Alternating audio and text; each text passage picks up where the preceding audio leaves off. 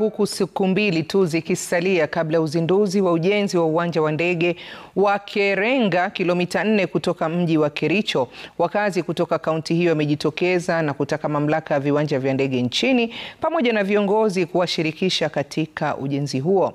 Kulingana nao, wanataka wapewe 80% ya kazi hiyo ya ujenzi.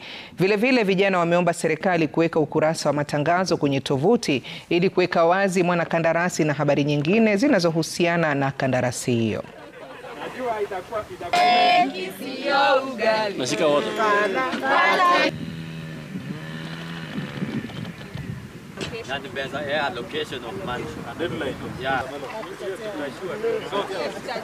Na juzi rais amesema hii kitu itatengenezwa na hao watu wa Kenya Airport Authority watakuwa hapa Thursday.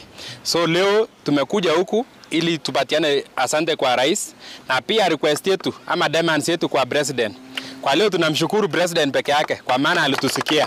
Want to say thank you for making sure that Kerenga airstrip is coming into construction.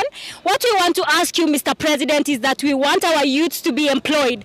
We want our youths to be given tenders in this construction, and we want you to make sure that our youths are seen here and not people who are not from around. Viva youth, viva! Viva! Sisi kitu ya kwanza tunataka kuomba ni kazi.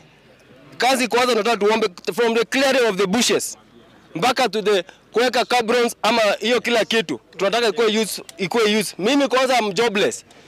Na hiyo kazi kwanza itaninufaisha kwanza mimi kama mkazi wa Jericho na vijana youth wengine.